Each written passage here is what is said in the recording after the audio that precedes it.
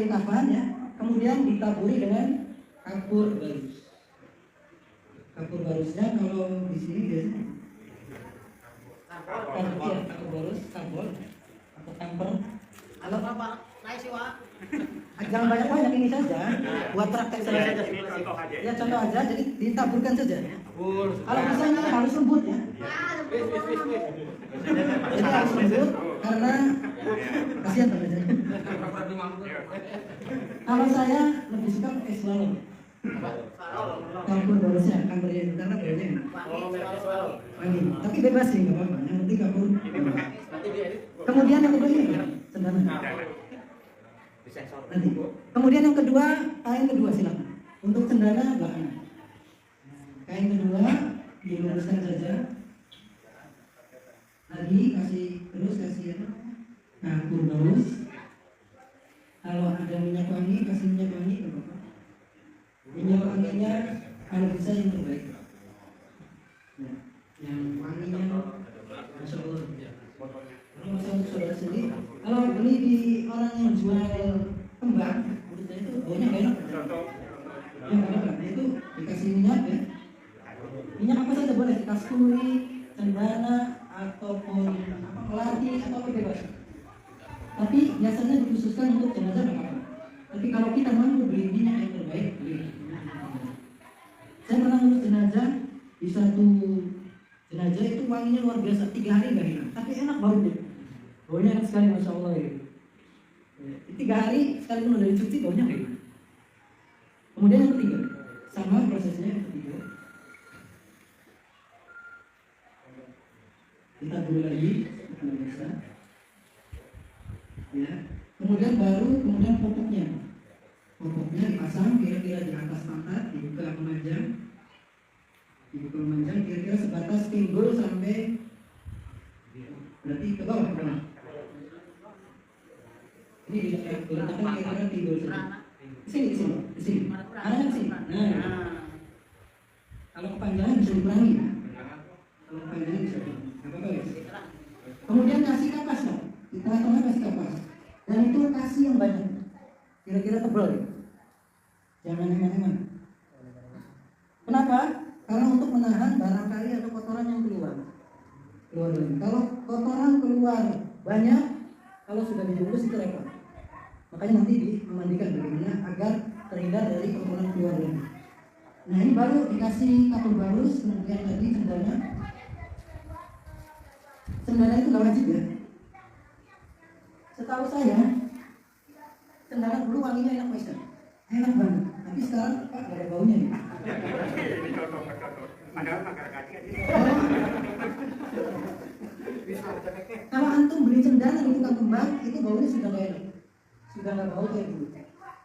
Dulu saya masih kecil itu, kalau bau jenazah itu bau cendana, wanginya enak. Kemudian pakai minyak boleh, pakai minyak ya, ada minyak. Nah selesai persiapan kain kafan untuk jenazah laki-laki. Jadi cukup 3 lembar, kemudian 1 popok sudah selesai. Nah kalau perempuan nanti sudah antum tahu saja, ditambah kerudung, ininya 2 ya, ininya 2 lembar saja. Ingat ini untuk perempuan ya, ininya 2 lembar, kemudian untuk kerudung, kemudian baju dan sarung. Ya ininya 2 lembar yang panjangnya. Kerudung, baju, sarung. Nah bajunya itu sepanjang badan ya, dari sini ke lutut lah. Minimalnya dari pundak ke lutut, berarti 2 kali kan.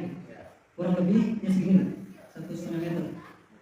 Nanti dipotong, kasih lubang untuk kepala. Jadi tidak perlu dibentuk kayak baju. Teori memotongnya bisa.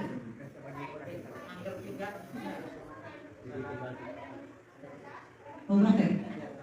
Kalau di kampung Pak biasanya ininya tuh itu dijahit lagi. Apa ininya yang dijahit lagi? Ya, itu kalau yang tadi kainnya cuma lebar 105 cm.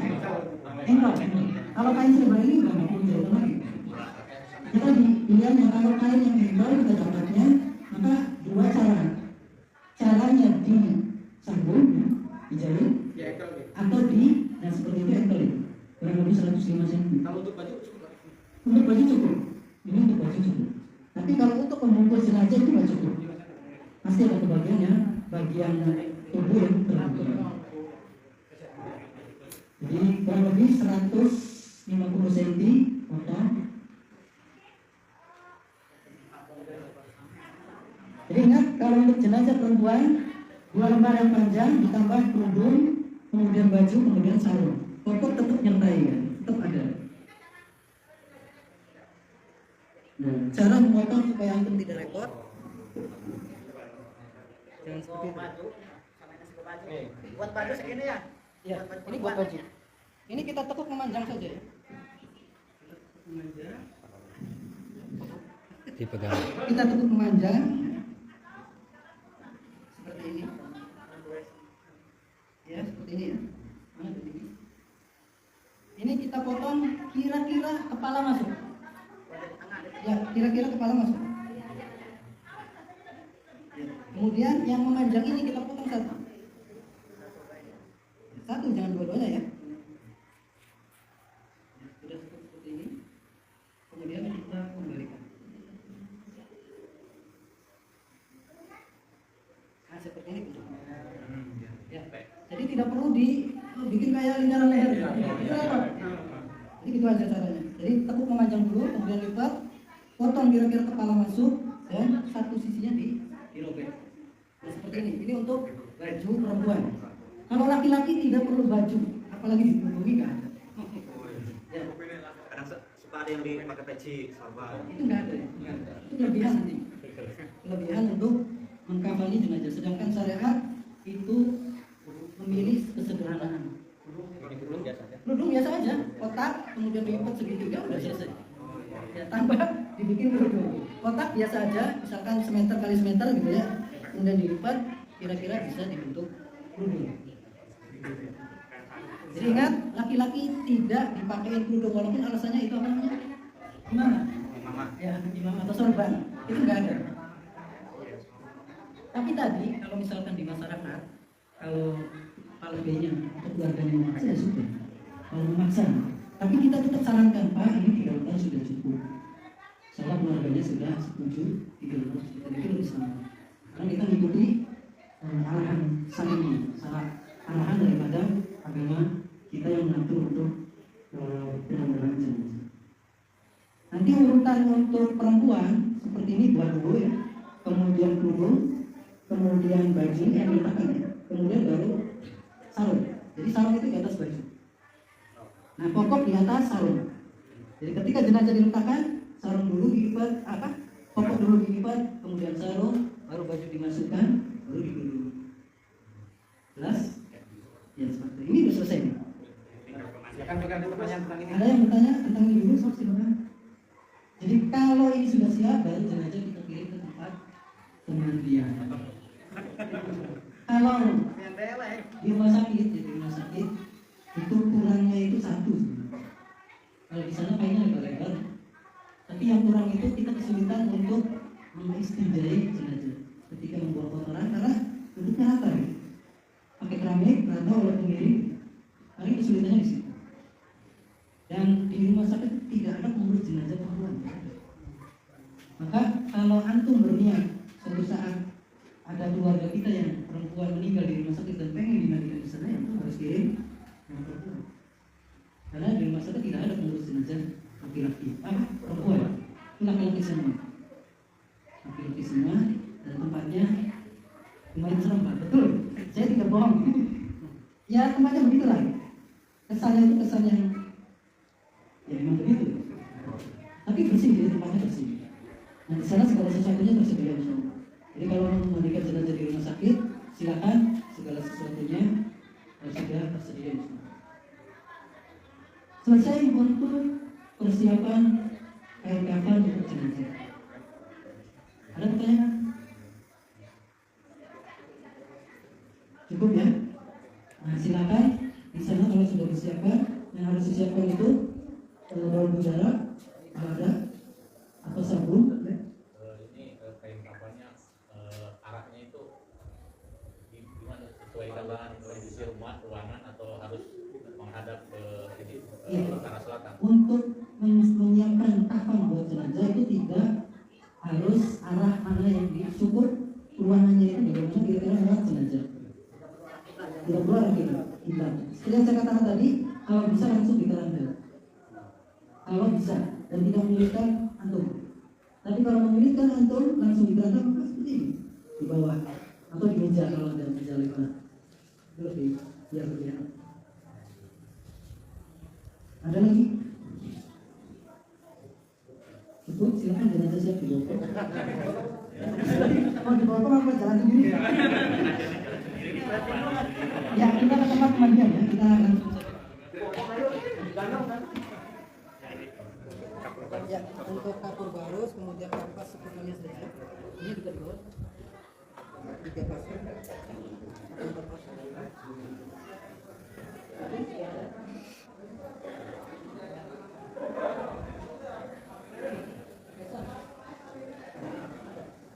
Pakai di perempuan. Apa?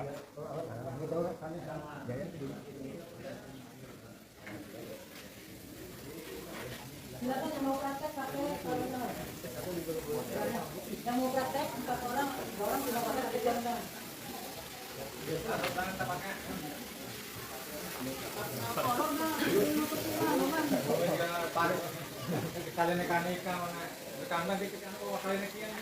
Ini daun bidara ya. Bagaimana cara menghasilkan busa daun bidara ini? Kalau di rumah nama sini nggak menghasilkan nih. Kalau di rumah sini nggak menghasilkan. Berarti harus di blender. Di blender itu insya Allah menghasilkan busa banyak. Ini sebanyak-banyaknya nggak apa-apa. Di blender kira-kira busanya cukup 1 ember atau 1,5 ember itu 1 ember kurang lebih ya untuk jenazah dewasa. Antum sesuaikan ngambil bidaranya dengan tubuh jenazah. Kalau orang besar, orang gede kemungkinan membutuhkan daun bidara banyak. Yang dipersiapkan saja sabun mandi ya supaya tidak kelelahan atau kekurangan. Untuk persiapannya untuk air kalau misalkan kita tidak ada selang ya, sediakan 2 atau 3 ember. Alhamdulillah ada selang. Untuk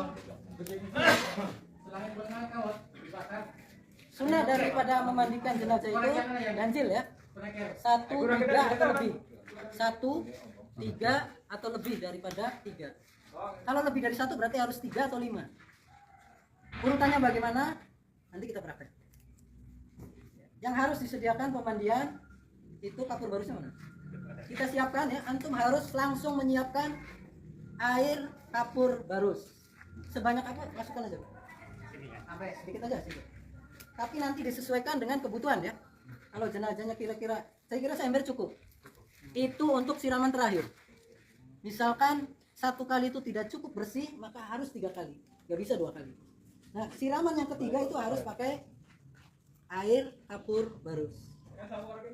Hadisnya igsilhu bima'in wasidrin.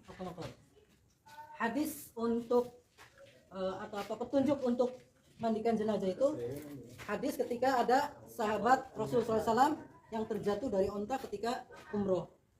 Maka Nabi menyatakan igsilhu bima'in wasidrin. Mandikan dia dengan air dan sidr, dengan daun bidara. Kalau sekarang susah cari daun bidara, maka dengan sabun wangi. Ya cukup. Ya, sabun wangi ya. Ya, kemudian urutannya ini jenazah harus tertutup semua. Ini pasti nggak begini Pak. Jadi jenazah itu ya, jenazah ketika meninggal ya, ketika meninggal dunia, artinya ketika orang meninggal dunia ini harus ditutup. Ya, ini diikat. Kalau pengen nggak lepas diikat, tapi jangan kencang ya. Untuk jenazah yang baru meninggal itu boleh begini, boleh disebetakkan. Boleh ya. Ini sekaligus untuk pemberat di perut. Karena ada kekhawatiran jenazah itu kemasukan angin ya. Jadi nanti perutnya memburu. Nah, biasanya dikasih pemberat gitu. Misalkan kain atau apa itu boleh. Misalkan kain tapi kain ini dilipat kemudian letakkan di sini atau pemberat. Atau juga ini cukup.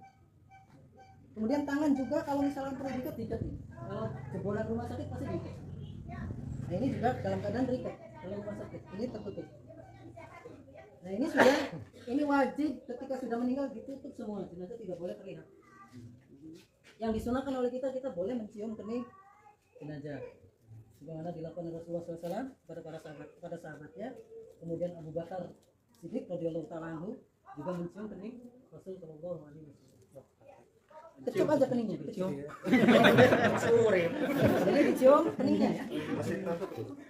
Nanti dibuka dulu. Dibuka dulu. Jadi nyium itu harus langsung. Dibuka ya kainnya baru tutup lagi. Dan itu boleh dilakukan, bukan wajib. Boleh dilakukan. Tapi tidak ada bacaan. Tidak ada bacaan tertentu. Dan boleh tidak nangis, boleh. Karena Rasulullah ketika mencium sahabatnya nangis. Beliau meneteskan air mata.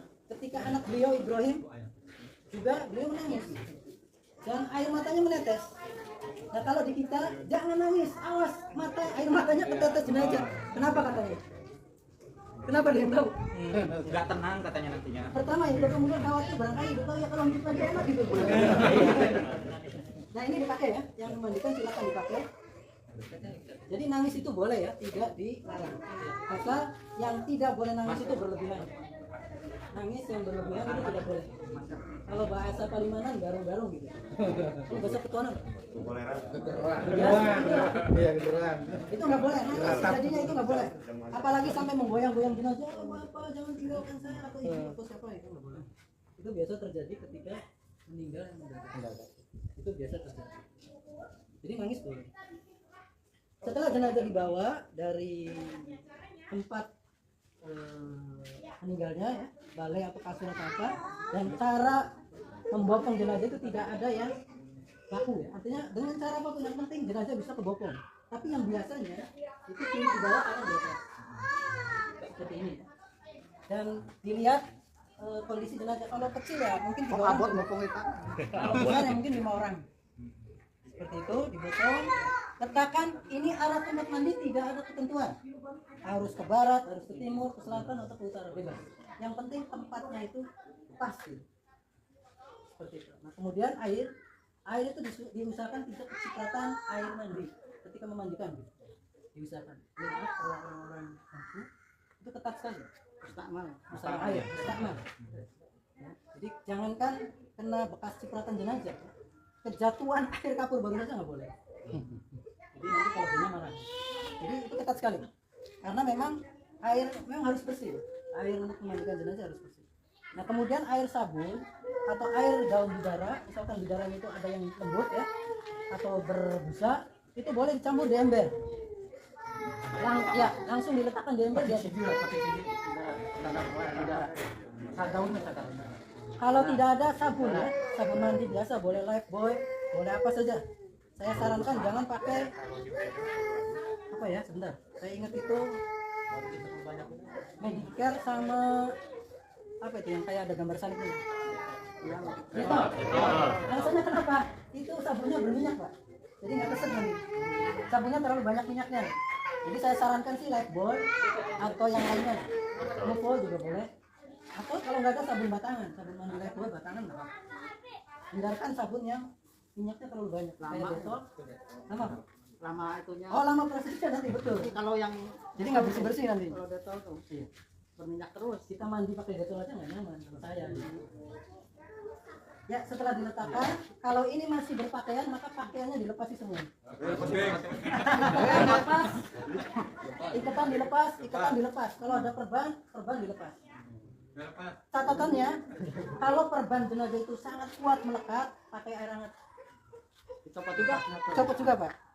Pakai air hangat, silam, pelan-pelan, kita lepas. Dan itu butuh waktu kesabaran. Dan itu paling lama. Karena biasanya itu sudah sangat kencang sekali. Apalagi kalau sudah lebih dari 3 hari nih diperbanyak misalnya. Itu caranya pakai air panas, pakai air hangat ya. Pelan-pelan gitu. Terus sampai lepas.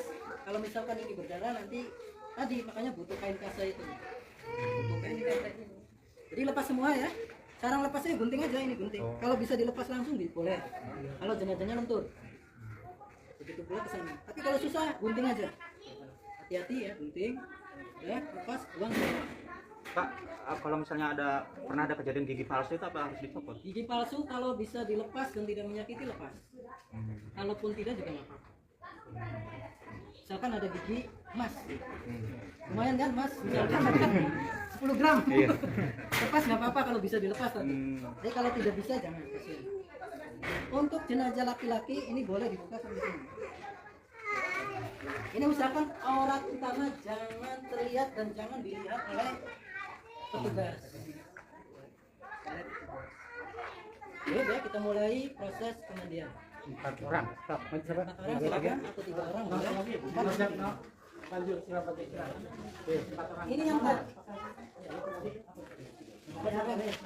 ini jenazah itu pasti keadaannya begini ya mandinya.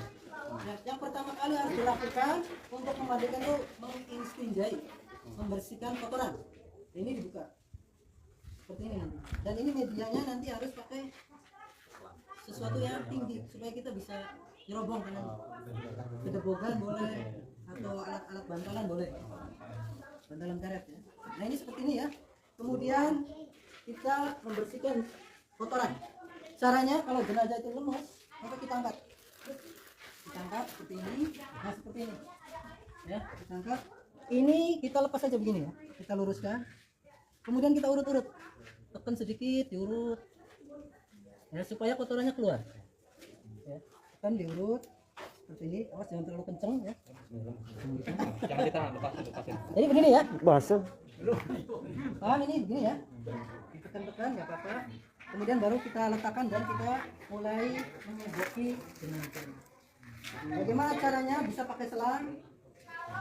Pakai selang begini. Ya, diarahkan begini. Air jalan terus, kemudian yang satu menyeboki. Aja dong. Mau disiram ya? Ya, siram ya. Dari pinggir, Pak. Iya dari pinggir. Dari sini boleh. Berarti harus tangan kiri sebelah kanan. Sebelah sana berarti ya. Ya. Kita sing nahan jenazahnya itu. Ini boleh sambil didudukkan seperti tadi boleh atau diletakkan lagi juga boleh. Nah ini sok silakan Berarti mau ini diistinjai. Ini nggak ada dompet ya? Sudah disimpan. Nah dicebokin pak. Kan iya, Pak dia. Nah, itu lu siram cair. Persis di lubang keluarnya kotoran. Persis di lubang kotoran itu dibersihkan. Kayak cebok biasa aja. Cebok biasa. Kemudian berhenti air bersihnya. Pakai air sabun. Pakai air sabun. Pakai air sabun. Itu bukan air sabun, Pak. Ini aja nggak apa-apa. Anggap itu air sabun atau pakai sabun. Ini anggap air sabun ya. Sok disiram dari atas sambil diceboki. Yang nyiram itu. Ya, yang nyiram boleh yang lain. Jadi diceboki seperti kita cebok aja. Pakai sabun terus kemudian baru ganti air bersih. Air bersih. Ya. Sudah kita letakkan saja. Yang penting paham ya. Sudah sampai bersih, bagaimana menentukan dubur itu sudah bersih atau kotoran sudah habis? Sebab kalau kotoran masih ada itu harus dikeluarkan. Karena khawatir nanti setelah dikafani keluar lagi gitu. Jadi harus dipastikan habis. Bagaimana mendeteksinya? Pakai kapas. Antum ambil kapas secukupnya, letakkan di ujung jari gini. Kemudian di apa namanya? Dicolek duburnya. Pakai kain jenazah. Ya colek. Ya udah lepas. Nah, kalau misalkan ya kalau masih kuning berarti masih kotor. Berarti terus siram lagi. Jadi jangan punya anggapan bahwa ini jenazahnya susah nih gitu nggak bersih itu jangan. Karena memang yang ada di perut ini banyak. Jadi harus dikeluarkan, tekan lagi supaya keluar. Terus diceboki terus sabun air bersih. Terakhir ketika sudah putih ininya selesailah sudah mengistinjai. Baru kita tutup lagi. Untuk mempermudah itu bisanya berapa biji? Biasanya 5 cukup. Kalau 4 kurang. Untuk dewasa itu 5. 1, 2, 3, 4, 5. 1, 2, 3, 4, 5 kepala. Ya. Usahakan kedebogan yang ada di sini jangan di bawah pantat. Jadi di atas pinggang supaya nyebokinya gampang. Mas pinggul ya. Ada pertanyaan lagi? Cukup ya? Kita lanjut. Baru kemudian mewudukan. Silakan diwudukan sebagaimana wudu untuk sholat. Kumur-kumur nih. Yang mewudukan bismillah tetap ya, ada syariat bismillah. Yang mewudukan siapa? Silakan yang mewudukan siapa? Ini yang mengucapkan. Silakan apa urutannya? Tangan dulu. Kemudian Tangan dulu. Nah, dicuci tangan. mana kapasnya? Kanan dulu, kanan. Kapas, Pak. Kanan ini ke kanan. Ke kanan. Anda kotak-kotak aja. Ini aja tangan ini. Bagaimana wudhu? Sebagaimana wudhu tadi. Bismillah. Nah, kemudian untuk muka sebentar, untuk muka supaya airnya tidak masuk ke hidung dan mulut ditutup saja begini. Ya, ditutup begini kemudian silakan disiram. Diwudukan. Siram. Kalau untuk hidung sama mulut. Ya, untuk mulutnya tadi kita ambil kain atau kapas, kita basahi kemudian kita gosok mulutnya. Gosok mulutnya untuk membersihkan gigi. Kalau hidung begini saja. Jadi silakan wudhu seperti tadi biasa 3 kali. Muka. Muka silakan muka.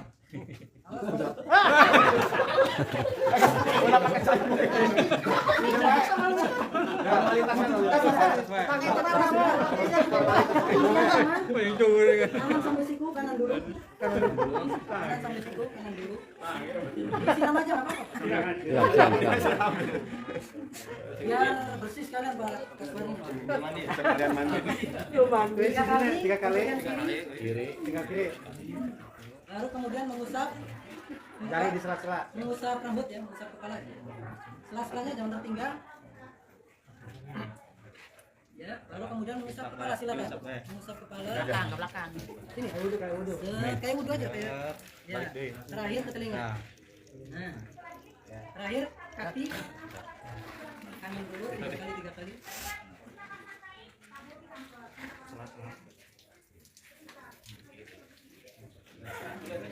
Dingin nggak Pak? Ya biasalah. Biasa. Kalau dingin pakai hangat. Insya Allah. Kuat. Kalau memandikan malam hari boleh nggak pakai hangat jenazahnya? Boleh. Apalagi nggak apa-apa boleh. Pakai hangat. Ini sudah selesai ya? Setelah selesai baru kita proses memandikan. Yang pertama harus antum lakukan membersihkan bagian kepala. Silakan membersihkan bagian kepala. Boleh pakai sampo, boleh pakai daun bidaranya, boleh pakai sabun.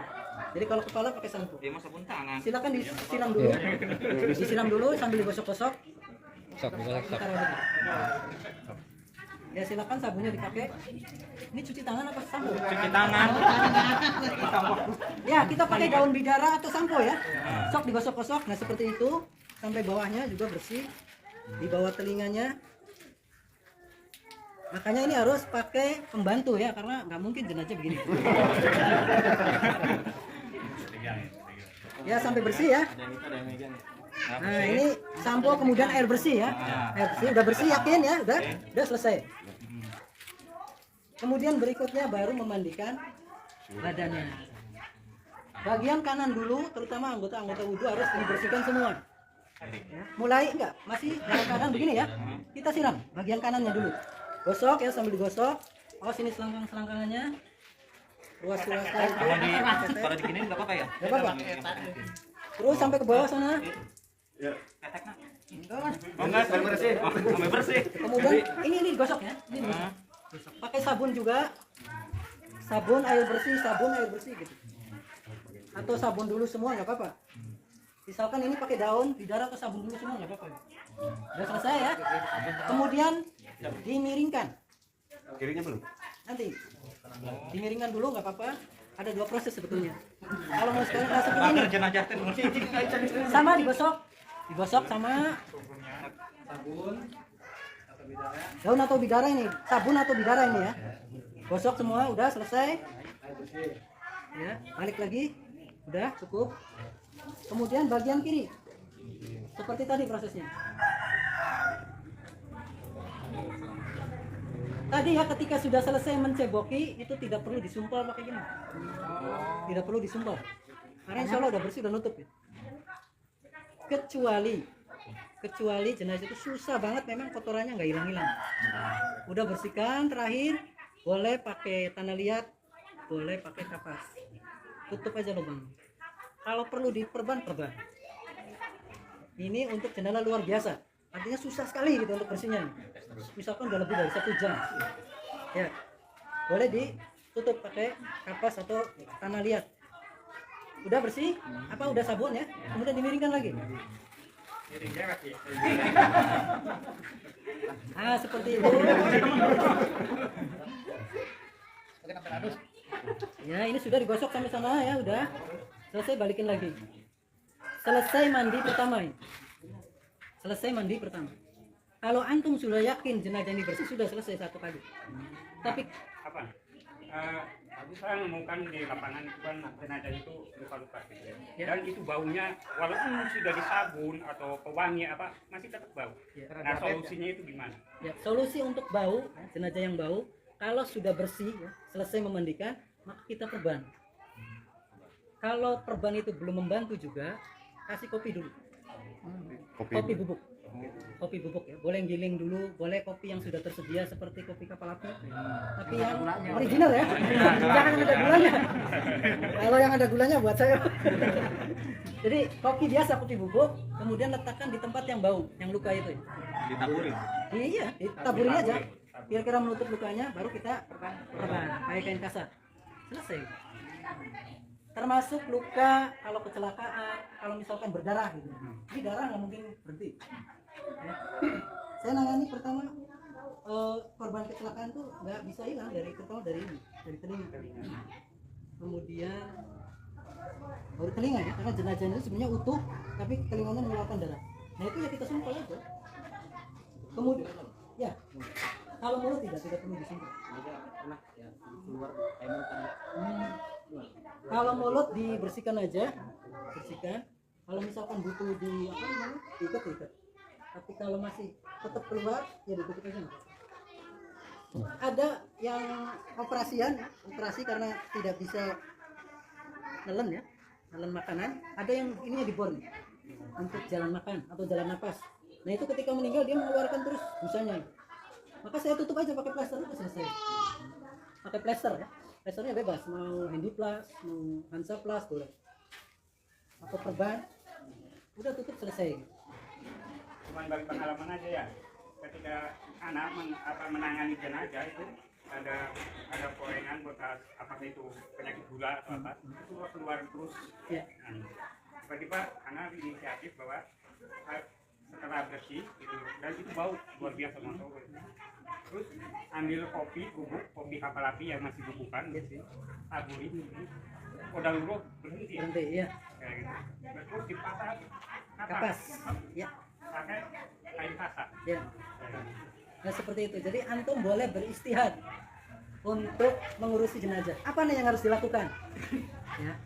Kalau di medis nggak mungkin pakai betadine. Atau pakai apa itu yang lebih keras, aduan itu. Apa tuh namanya? Yang perih sekali itu. Ya itu ya, betadine Cina ya itu nggak boleh, di medis itu sudah nggak boleh. Kita tadi saja pakai kopi ya. Pakai kopi aja sudah cukup dan sudah dibuktikan oleh Pak. Ya seperti itu ya. Jadi boleh. Makanya boleh istihad antum. Apapun caranya, mau dikasih kopi sudah berhenti cukup tanpa diperban juga boleh. Tapi kalau harus diperban juga boleh. Kemudian, ya silakan. Untuk bulu kemaluan jangan dicukur. Ya, nggak usah, karena itu merepotkan. Sebetulnya memang harus dibuang. Akhirnya yang harus dibuang itu bulu ketiak, kemudian merapikan kumis, jenggot jangan dipotong, nggak boleh. Kemudian kuku dipotong, jangan pakai apa itu daun delima. Di sini musim daun delima. Kalau di sini kan Pak pakai ini ya pakai lidi atau duri itu atau ilalang gitu ya. Tapi anak inisiatif pakai korek kuping. Jadi dipakai korek kuping itu masya Allah itu lebih bersih hasilnya daripada dengan lidi. Lidi itu kalau kita ngoreknya kekerasan merasa sakit. Sakit betul. Iya ininya gitu. Boleh itu dipakai. Iya, tapi yang kecil, tapi yang atau dipotong saja. Nah, kalau dipotong itu lebih bersih, lebih kalau cepat. dipotong itu kan fitnah di masyarakat. Nah, ya. ini dia. Nah, seandainya pun dipotong itu potongan kukunya atau rambutnya itu dikumpulin dan nanti dimasukkan di kain kafan baru. Kain kafan yang lain.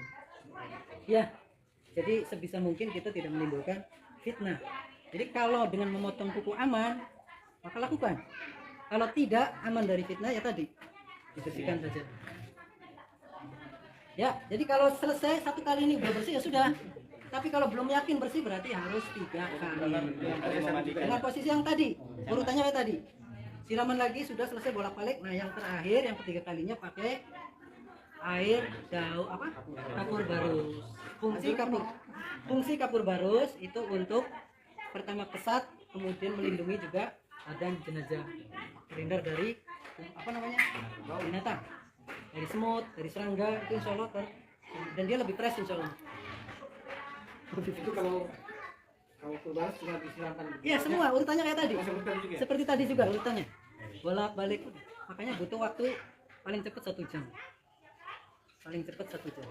Kalau jenazahnya nggak rewel insya Allah cepat. Kalau yang ulang lagi dari wudhu lagi.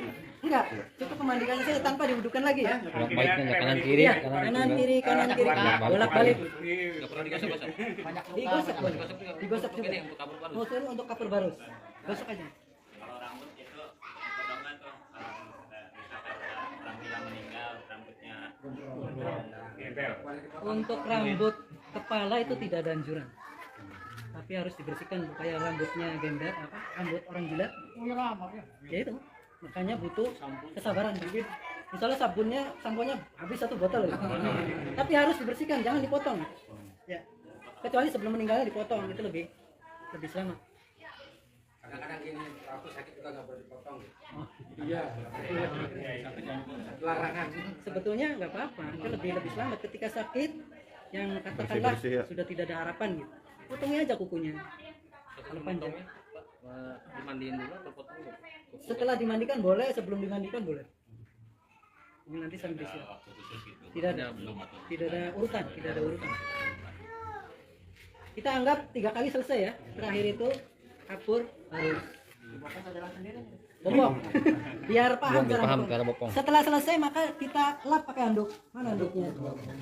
Dilap, Gelap. dilap semua. Ya. Kemudian setelah dilap selesai bersih semua ya, kering. Mengganti penutup kain ini ya. Mana kainnya?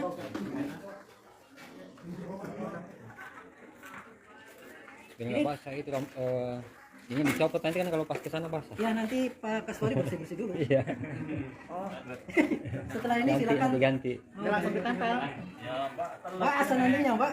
Itu cara menggantinya. Nah ini kita bentangkan. Tutup, kita bentangkan. Tutup. Nah, kita tarik. Kita tarik dari samping boleh, dari bawah juga boleh ya. Yang penting jangan dibuka.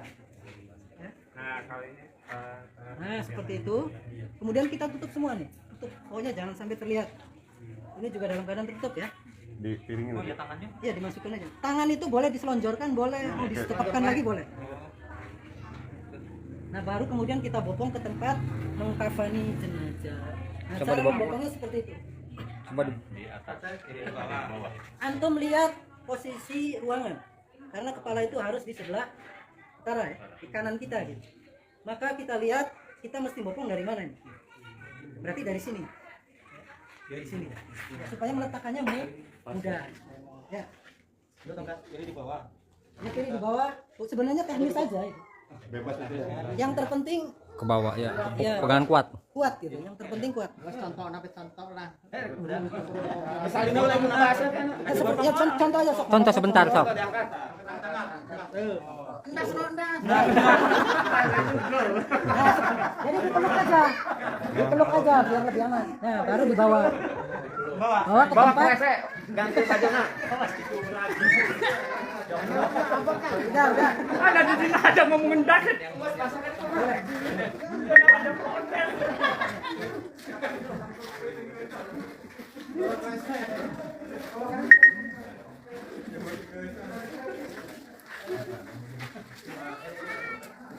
Berarti ininya udah tuh. Ya itu sudah.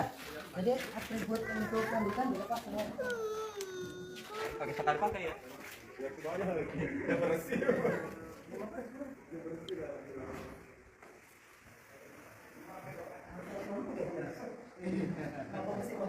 Ya enggak bebek. Ya, komandan. Apa taruh kamu udah? Harus dari orang tua. Ini malah model apa lagi?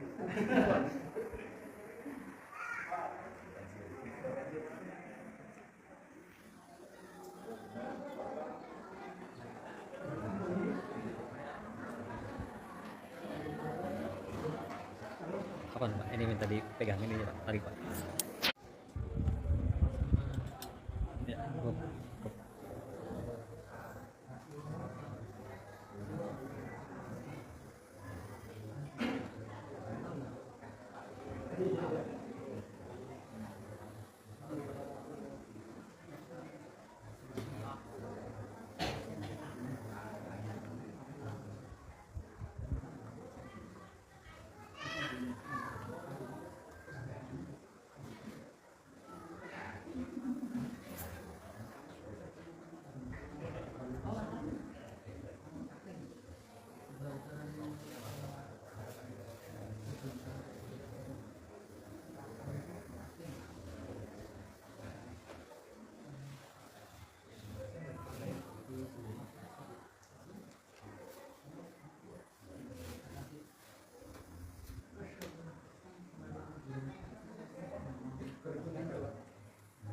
Bayar, sudah kecil.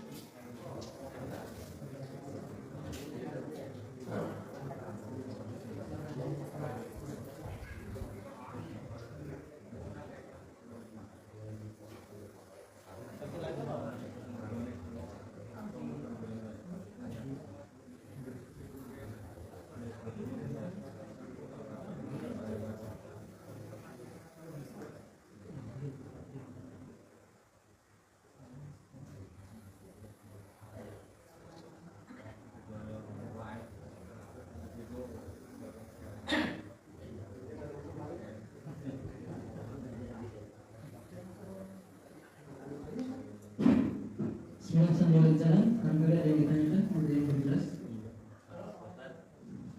Kalau misalkan mayatnya perempuan, nah kita yang berpemuda itu ada istri keluarga yang lain. Usahakan mahramnya. Kalau harus laki-laki, usahakan mahramnya. Karena hidupnya saja kita menjaga istri kita dan tubuh kita, apalagi di masa meninggal. Ya, tidak boleh. Kalau yang perempuan bisa ngomong sendiri, alhamdulillah. Jadi kalau tidak bisa, berat, cari mahram. Kecuali nggak ada. Ya, kecuali nggak ada dan memang jenazah berat, boleh siapapun. Nanti itu darurat.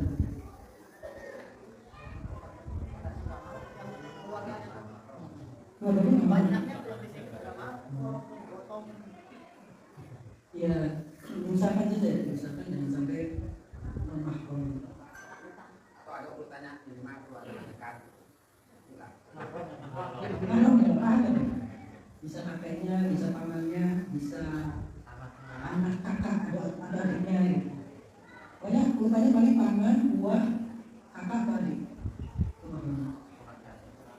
Ya. Misalkan yang meninggal itu anak kita perempuan kebetulan besar badannya. Kalau perempuan tidak bisa untuk bobong, cari kakaknya ada tiga, adiknya ada tiga yang kuat, atau paman dan buahnya. Seperti itu. Kalau pas lagi mandi itu perempuan misalkan kalau ada yang nggak boleh, ada yang buat memaksa untuk tidak, tadi dilarang untuk Iya. Untuk yang memandikan itu tidak boleh satu orang pun mendatangi tempat pemandian kecuali petugas. Bagaimana kalau ada keluarganya? Kalau keluarganya masih mahram, kalau laki-laki masuk ke tempat pemandian, misalkan jenazah laki-laki, selain keluarganya itu ada pengen lihat kita tidak.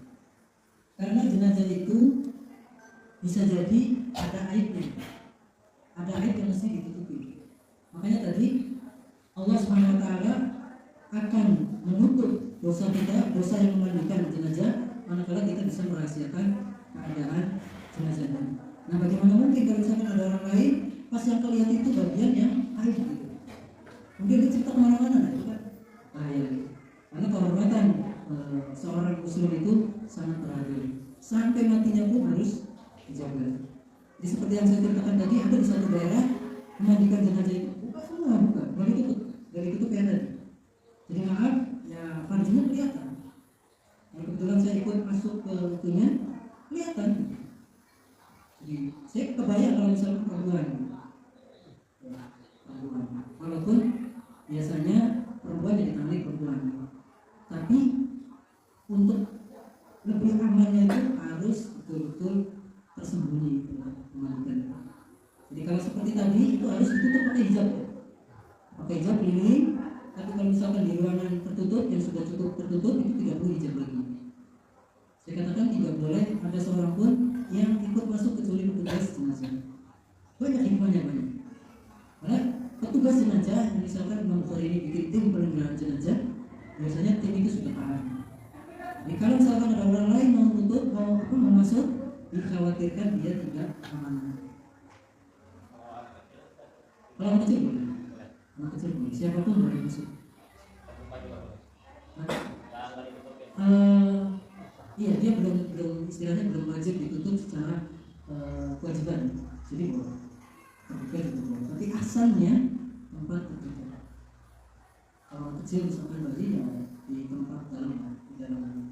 Pas memandikan itu tidak boleh di kamar mandi yang ada toiletnya, ada WC-nya itu kan. Kalau kamar mandi lega, gitu ya lega, itu ada yang mengatakan boleh. Artinya kamar mandinya tempat mandinya saja gitu, tanpa ada mirhat WC-nya, itu nggak boleh. Tapi kalau yang tidak ada mirhatnya, tidak ada WC-nya, boleh dia mandi. Ada yang mengatakan boleh.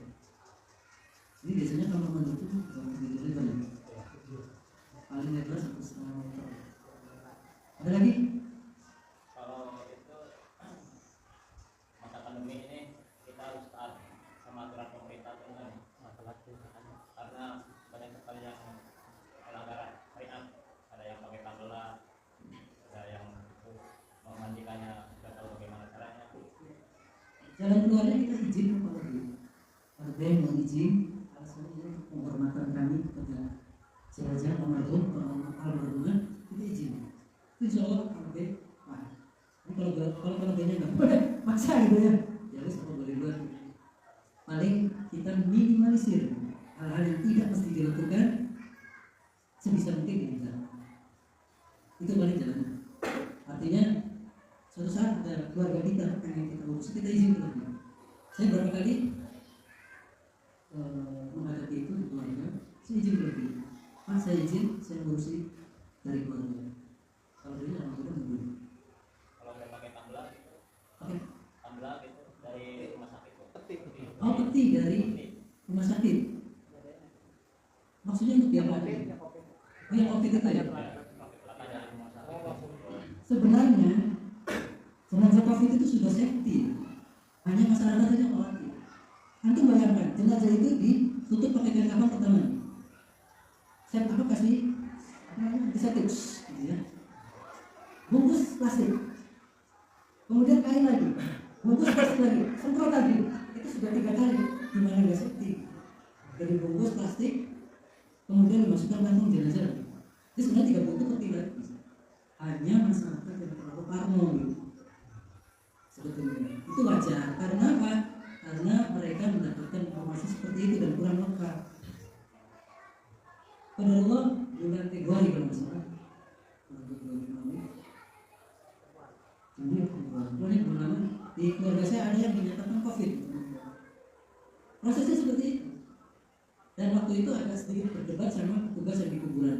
Wah, ini harus pakai kayak jas hujan itu ya? Ya APD, pakai APD gitu. Pak, ini nggak apa-apa apa insya Allah sudah aman. Kenapa ini aturannya? Ya sudah, kalau aturannya paksa. Akhirnya ya, otomatis lapor ke desa minta APD, dan petugas yang menguburkan itu pakai APD, dan kebayang APD itu kan panas ya. Padahal sudah aman, insya Allah sudah aman. Nah, untuk peti sebetulnya ya tadi ya, sebenarnya nggak boleh ya, untuk jenazah muslim memasukkan pakai peti. Cuma Allah alam, untuk kasus COVID itu terus dia dari siapa, dari siapa, mereka yang sudah jadi tanggung jawab. Tapi kalau kita secara pribadi pakai peti ya jangan. Walaupun jenazah rusak apa? Ya. Karena misal ada jenazah yang kecelakaan hancur sudah, kita pakai kain kafan aja. Kalau butuh plastik pakai plastik nggak apa-apa ya. Untuk menjaga darah nggak tersiar kemana-mana. Masukkan plastik ini. Kalau plastiknya bisa dilepas, lepas bisa. Seperti itu. Jadi ini di kain masalah kain kapan saja Pak, di lapangan itu sering kali anak itu ya ada gesekan dengan Pak LPA atau Pak Kiai gitu. Nah, ada yang menggunakan, kalau yang susu itu ada halus gitu ya, ini berlembar dan ininya dipakai kain burung dan daun gitu. Nah, kalau di sisi penyimpangan syariat ada enggak itu atau boleh saja? ya, sebenarnya seperti tadi bahwa untuk sarung dan baju atau juga tadi ada minimal misalkan kain sorban itu tidak ada coba, itu sisi kesalahannya sih. Ini sebenarnya cukup begini saja. Tapi kalau misalkan kalau kain itu di luar kita tidak bisa menjawab katanya. Jadi sebisa mungkin makanya asal izin saja ya. Kalau Imam Bukhari punya tim jenazah izin. Syukur-syukur Imam Bukhari itu ada hukum. Taris Majelis Taklim Imam Bukhari, ada hukum ini. Itu seperti katanya sudah saatnya menentukan. Ya alhamdulillah sih kalau kita ya itu ya belakangnya itu kalau ada yang meninggal itu yang kami ini dipakai dan biasanya cuma kadang-kadang suka ada yaitu dengan tidak terbuka ada kiai yang dirobos itu kadang kita kata debat dan saya paling nggak mau debat di saat itu gitu. Ya, jadi seperti tadi dihindarkan untuk berdebat. Kalau misalkan mereka maksa sudah ditanggung dulu, kita mundur saja dan silakan untuk bisa mendebat. Saya juga sempat begitu, ketika dihubungi untuk mendebat siap, tapi tiba-tiba dari keluarga ada yang tidak setuju. Ya, kalau biasanya sudah kita mundur. Jadi seperti itu. Kalau seperti tadi meminta sama salah seorang keluarga, maka antum pegang siapa yang menjadi penanggung jawab di keluarga tersebut. Misalkan ikhwan kita di keluarga yang meninggal, nah ikhwan kita itu yang jadi penanggung jawab. Nah nanti kepala gue itu sudah tiga, nanti biar dia yang ngobrol seperti itu jalan Tuhan. Ya, makanya seperti yang kita lakukan, kalau misalkan ada tim penanganan jenazah, pertama dari keluarga jenazah itu harus siap bertanggung jawab. Jadi kita lepas, kita hanya urus jenazah. Urusan keluarga, urusan keluarga. Insya Allah kalau kita istiqomah dan bismillah, keluarga yang walaupun bukan ikhwan, kita katakan bukan ikhwan itu belum pernah ngaji, insya Allah kita juga. Saya pernah ngurus di Kelanahan di BTN itu keluarga yang sama sekali kita nggak kenal, dan alhamdulillah kita dimudahkan. Mereka nggak banyak ini nurut gitu, alhamdulillah terus. Lagi jenazah sudah siap nanti. Ya, sementara kita tutup, kita mulai untuk pengkafanan. Silakan tidur dulu, kemudian dibopong. Di sini duduknya di bawah itu sana. Kalau di bawah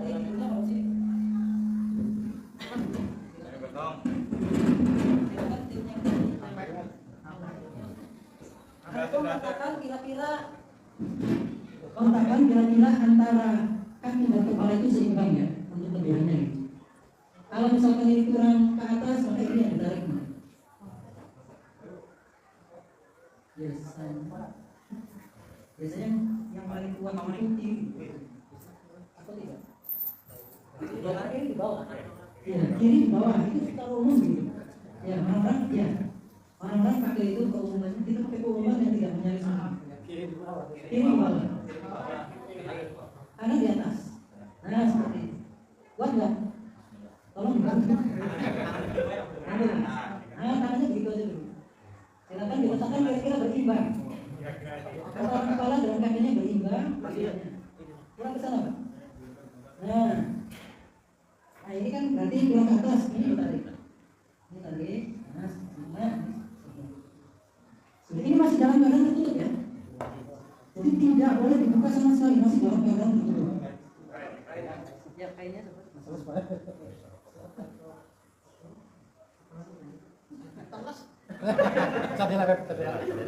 ya, seperti itu.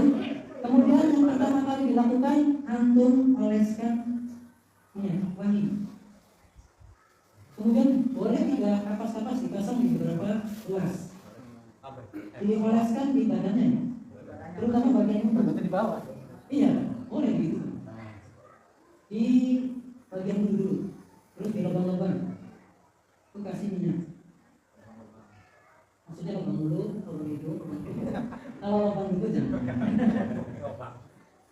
Sisanya ke badan juga. Sudah selesai ya.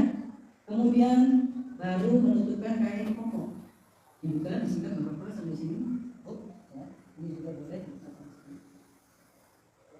Maka itu dimasukkan. Ya, tarik ke atas, ya dilengkapi dulu. Nah, sampai menutupi seperti itu. Ini masih dalam keadaan tutup, nggak apa-apa. Nanti ini menutup ini nggak apa-apa. Kemudian kakinya ditutupkan lagi. Ini sudah ya. Nah, ini boleh tidak dipasang kain kapas. Kan umumnya kan ini pasang. Ini ya. Kemudian muka ditutup semua pakai kapas, itu tidak ada aturan.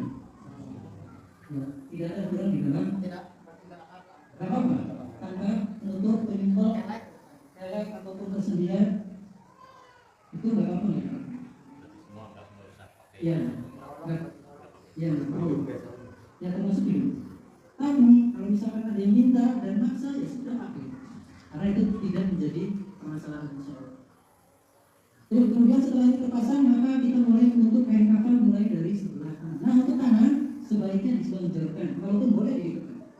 Selonjorkan. Nah, diselonjorkan seperti itu. Untuk tangan ya, karena itu tidak ada ketentuan. Boleh diselonjorkan begini, boleh disetekakkan. Tergantung pilihan. Nyamannya jenazah kan? Ya, tadi ya, boleh diselonjorkan, boleh disetekakkan. Tapi saya lebih cenderung. Kalau sudah ini khusus jenazah muslim. Kalau yang sudah takut biasanya masih dalam keadaan setekaknya. Itu nggak apa-apa. Maka mulai dari sebelah kanan misalkan.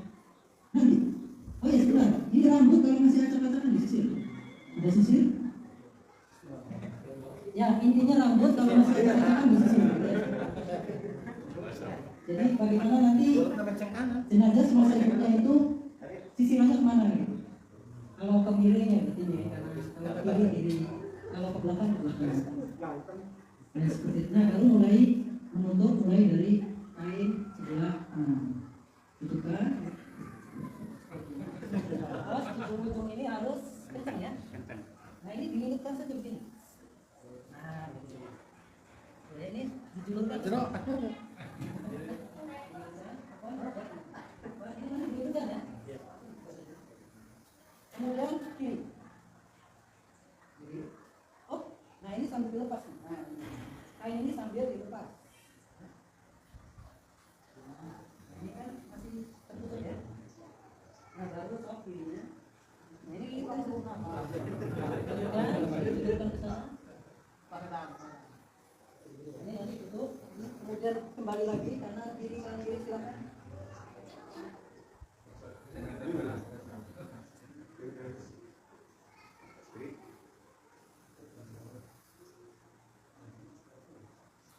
Idza kafana ahadukum falyahsinu kafinuhu. Apabila kalian mengkapan saudaramu, maka hendaklah memperbagus kain kafannya. Jadi pengkafannya itu harus bagus, jadi jangan salah-salah. Harus rapi. Harus melipat. Kita aja kondangan rapi gitu. Ya, seperti tadi lagi, kanan lagi. Dililitkan, itu ditarik sana biar kencang biar rapi. Nah, seperti itu terakhir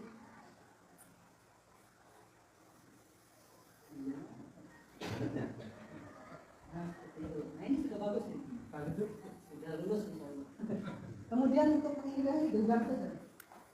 Genggam, kemudian kita irit, kita pelintir. Nah, baru diikat. Silakan diikat. Kemudian ikatan simpul hidup. Simpul hidup. Kalau untuk ujung-ujung boleh di manapun ini. Karena kalau bisa di sebelah kiri. Ya, ikatannya biar mudah.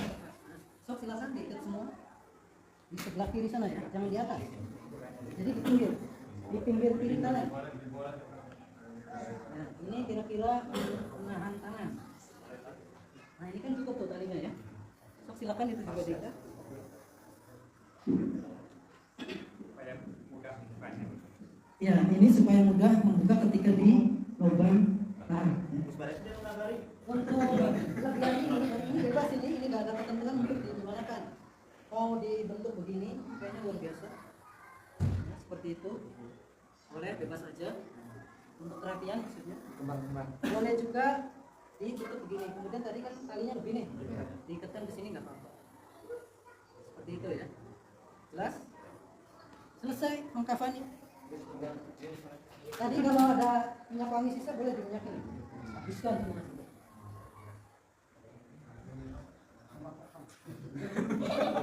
Udah selesai? Ada pertanyaan?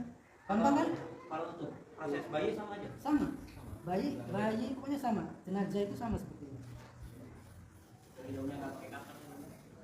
Ya. Itu tidak wajib, tapi kalau pakai itu tidak masalah. Kalau pakai nggak masalah, tapi tidak wajib.